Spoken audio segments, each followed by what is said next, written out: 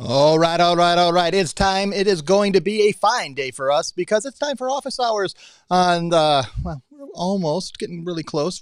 This is what the February 9th, Thursday, February 9th, 2023. So we're almost what are we, a third of the way through this month of Yep. February. But let me bring the real reason we get together up on the screen on the left hand side of the screen. I'm going to guess it's warmer here than there since it's about 60 degrees here in Indianapolis today. But in Glenwood Wow. Springs, Jenny Rickle, how are things in Glenwood Springs? It is great and it's cold. It was 11 degrees when I dropped my son off at school this morning, so a tad bit colder than it is where you're at. I can't even imagine 60 degrees. I would be in a t-shirt. Like honestly, I'd be like in shorts and a t-shirt if I was where you were. So, but things are good. It is beautiful. I will say I was pulling. It's also windy. I don't know if I will find out that two Uh-huh. hours north of it's windy up there. Pulled into my neighborhood's recycling day in my neighborhood, and all the recycling it looked was everywhere, but the bins that were about to be picked up because they'd gotten blown over, and it looked like a trash zone in my neighborhood. Not what it's supposed to look like, but Mr. Mike Stetzel from 2 hours north of me in Warsaw, Indiana, living the dream in the orthopedic capital of the world. Mike, how are things there? I agree with Jenny. Short sleeve shirt today and shorts, although that's almost every day for me. But it is beautiful out. The sun did come out now. It is windy, 50-mile-an-hour gusts, they say. It's drying everything out, though. I know that from looking at my dogs every time they come in the house, it's muddy, it's nasty out. So hopefully this will help get it dried out. We're putting them in the front yard today where it's not as bad. So otherwise, I can't complain. It's going to be 56 degrees today in February in Indiana. So I'll take everything we can get. Hey, with it, it's all about perspective in life. And for those of you who are watching us that are in Florida, great. It's always warm. I have some friends out in Arizona that are traveling, and friends who live in Arizona, but some who are traveling. 76 degrees every day, 50 a night. That's great. Those of us who live where there is weather changes, where last week it was 10, and this week it's 60. This is what we do in the Midwest. That's what we do. But what we also do is we talk about payments. And last week, we specifically talked about getting those docs and getting the application at PayProtect and what that looks like. But the next step in this process is getting those applications turned into approvals and approvals into activations. And we call from application to activation. Let's activate. Um, Jenny, when an application goes in, and it gets submitted. They do everything. They can listen to last week's about all the process of that and making sure after it's submitted, what do they look? What are they looking for? What are they watching? And how do they see their merchants go from pending to hopefully approved? Yep, absolutely. So that's it right there. I go to the Merchants tab in Payments Hub and I review all the notes. And it's really easy to review in Payments Hub. You can actually see if it's pending or approved. And if it's pending, you will be able to see the notes that are placed in there by our underwriting team. Sometimes it's as simple as verifying an email address. Sometimes we do need additional documentation like bank statements or something of that sort. But the underwriting team will provide notes to identify what is needed for approval, as well as the email address to go ahead and send those into. So it tries to be really clear about what needs to get them approved. And then from that point, you can definitely watch the status and see if it moves from pending to approved. And then you can also watch for shipping and transactions running through. So it's really easy to track once they come approved, if they get their equipment and if they actually activate and start processing. Mike, I mean, I think a lot of times people they do the application, they forget to come back to Payments Hub and look at some of the status.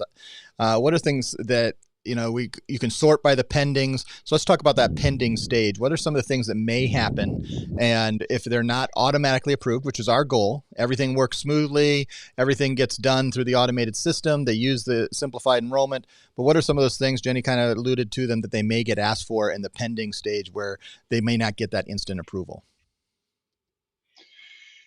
Jenny mentioned one, an incorrect email address, an incorrect telephone number.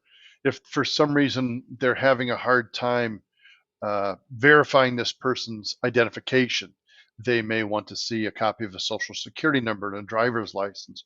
Remember, though, back to the pending status, all applications, nearly as soon as they're submitted, go pending. And there's pending at that point in time where if you open it up and you look at the status and the status is PX, that means it's still waiting to be addressed by an underwriter. It has not even been looked at yet. When you go into that workflow tab and you don't see any notes about why it's pending, then it's not actually pending yet. So until it's looked at by an underwriter, and then you may find some notes, it's pending. Otherwise, it should just go to approved immediately then from there. So we go in the pending, they see the notes, and let's say some of the notes are asking for simple things like emails and things like that, or more complicated things. They want to see a bank statement, or they can get even, some of those things that we talk in underwriting stuff. But how do they get that information from the merchant to our underwriters? Jenny? You have a direct line to our underwriting team. All of our sales partners do, and also rely on your relationship manager. Every one of our sales partners has a dedicated relationship manager. Reach out to them, and we can get it on over to the underwriting team, as well as help monitor that progress, if it's been received, if anything else is needed, has the account been approved. So the relationship managers at PayProTech are a great resource for you. You can also just email it to partners at PayProTech, and we'll help funnel that through for you as well. And like I said earlier, you can also just reach out to underwriting directly. They're happy to help talk to you as well. So we have a lot of channels to make sure that the merchant can get you the information, and you can get it on over to us so we can get it approved quickly. So, partners, one of the things and I'm not in day-to-day of the operations like Jenny and Mike are, but I'm always amazed how many of our partners they get to the application page, and then they go and move to that next merchant, and they're trying to get that next merchant signed up. When none of us get paid, none of us, PayProTech, anyone, literally, unless you get that merchant activated and you forget to, follow through. And so, Mike, what are some of the things that you're seeing from some of our partners that do, well at getting that activation? And I wouldn't say, most of our partners are pretty good. They realize that they don't get paid unless the merchant activates. But what are some things they can do to just kind of speed that process along once they get to approval and they're looking to activate? There's a couple really simple things to do. The first one, if you live close, you're nearby, show up, make a time to go see them, tell them you'd love to help get their terminal set up. You go in, you get it done, you unplug their terminal, plug in our new terminal, put the old terminal in a box somewhere, and now they're up and going on your terminal. Let's say you don't live close. The same thing can be accomplished by calling someone on the telephone. Hey, again, let me set an appointment with you after your lunch rush. Let me call you at 2 o'clock today. I'll help you get switched from one credit card to another, or I'll call you at 9 in the morning. When's the best time for you to do that to make it the cleanest transition for you? And so just helping them get started with this and reminding them that, hey, you signed up with us because you're frustrated with the service of your old provider. Let's get moving forward. You're going to start saving money by sharing your fees with your customers. So explaining to them some of the benefits for them getting this done is important as well. Yeah. Well, and I skipped a stage that I meant to ask a question, so I'm going to come back to Jenny on this one. That it can happen. So application goes in and it gets an approved. We get that green light and we're headed toward that activation. Wonderful. But sometimes merchants get declined. And what are the options, and what should they be looking for when it comes to a decline when that merchant didn't get approved? Jenny?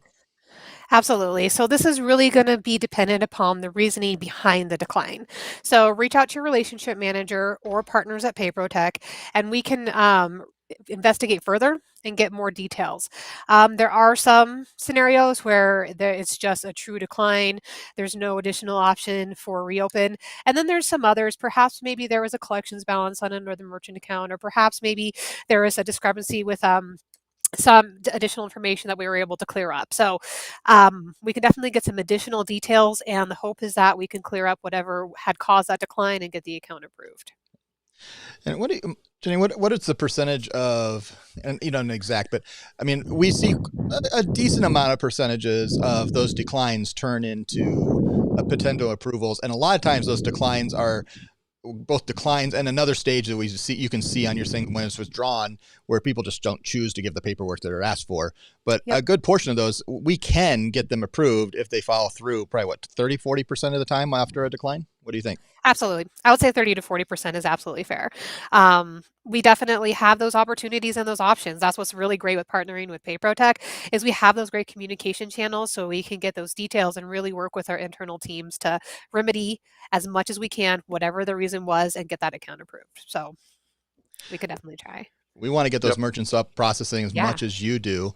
And one of the things is, and when the decline happens, so I was talking to a partner a couple months ago, and they were talking about a couple of merchants they had declined. They took them to another processor.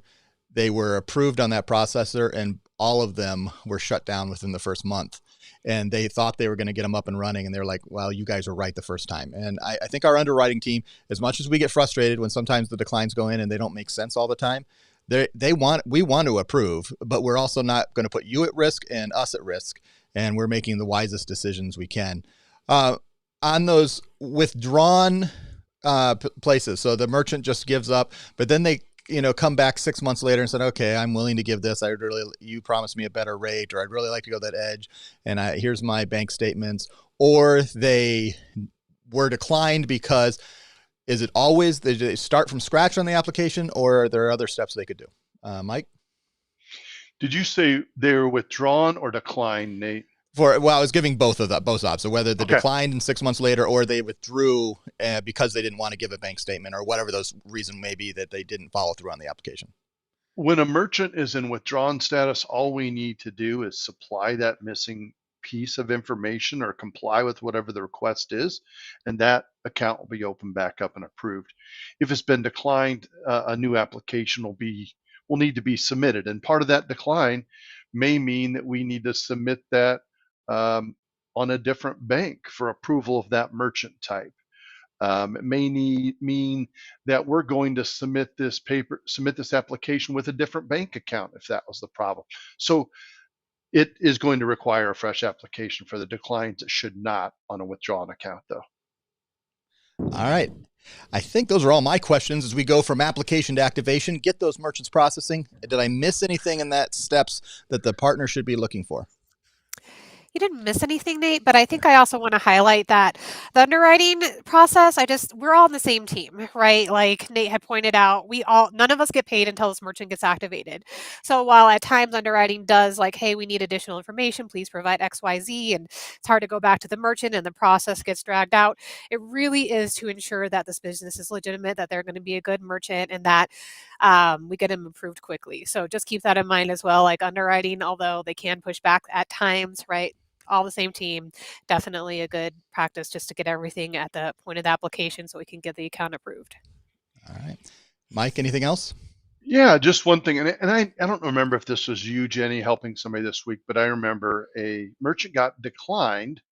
And as we dug into a little bit more about how they do business and what they do, it turns out we just needed to submit their application on a different bank that we use as a sponsor bank. Over here with this bank, we're not allowed to process that type of business. Over here we can. It just meant that they needed to submit a new application ensuring that it went on the correct bank. So it's always worth a chat with your relationship manager when you see a decline.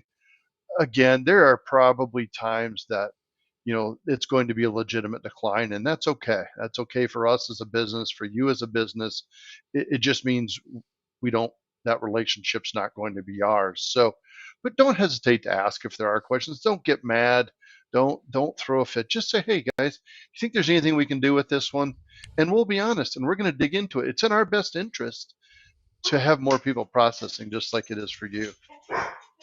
Perfect.